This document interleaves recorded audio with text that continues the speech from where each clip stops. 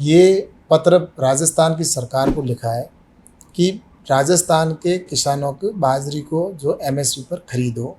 इसके लिए मैंने मुख्यमंत्री जी को पत्र लिखा है और ये जो एमएसपी पर खरीद होगी तो किसान को इससे बेनिफिट होगा।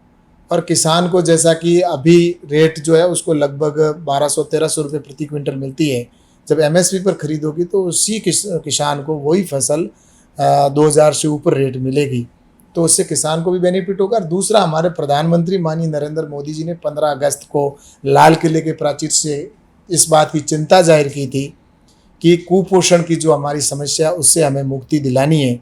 तो उसके लिए पीडीएस के माध्यम से हम पोषण युक्त अनाज पहुंचाएं, और पोषण युक्त अनाज को पहुंचाना है तो उसके लिए सबसे महत्वपूर्ण अनाज जो हमारे पोषण युक्त अनाज है उनमें से बाजरा भी है।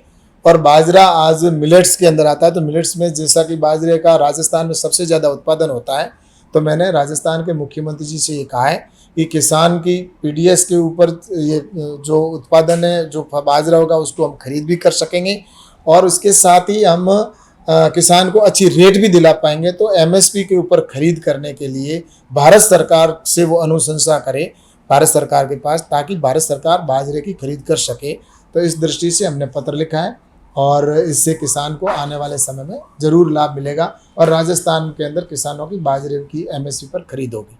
जहां यूपीए की सरकार में कृषि का बजट 21,000 या 22,000 करोड़ रुपए मात्र हुआ करता था, लेकिन अब कृषि का बजट है वो 1,30,000 करोड़ से ऊपर है कृषि का बजट। और दूसरा, 1,00,000 करोड़ रुपए एग्रीकल्चर इंफ्रास्ट्रक्चर पर भी खर्च करने का प्रावधान किया गया है।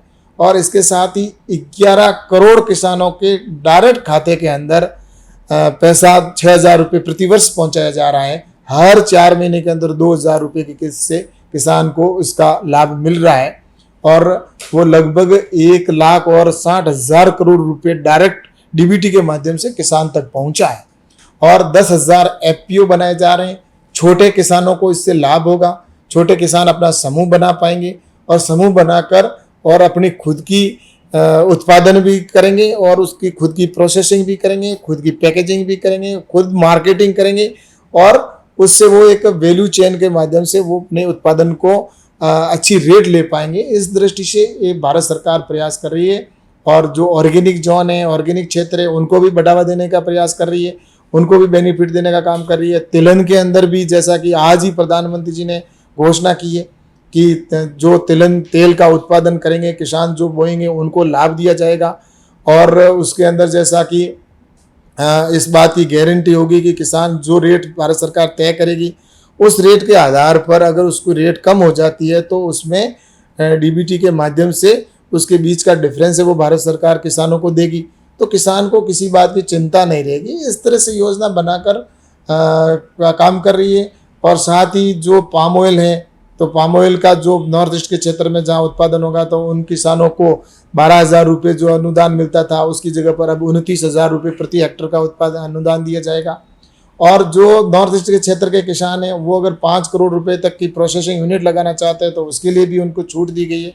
तो इस तरह से और आम पूरे क्षेत्र के अंदर भी अगर कहीं पर भी देश के अंदर किसान अगर अपनी प्रोसेसिंग यूनिट लगाना चाहता है तो 1,00,000 करोड़ रुपए तक का प्रोसेसिंग यूनिट भी लगा सकता है, वो अपना कोल्ड स्टोरेज वेयर हाउस भी लगा सकता है। इस दृष्टि से भारत सरकार काम कर रही है। तो मैं सोचता हूँ कि निश्चित रूप से आने वाले कल के अंदर हम किसानों को आत्मनिर्भर बनाने की दृष्टि से काम कर रहे हैं और मोदी जी की सरकार संकल्पित है और किसानों को मध्य में रखकर और काम कर रही है। और हम निश्चित रूप से इनकम डबल करने में भी सफल होंगे और किसान को आत्मनिर्भर बनाने में भी सफल होंगे।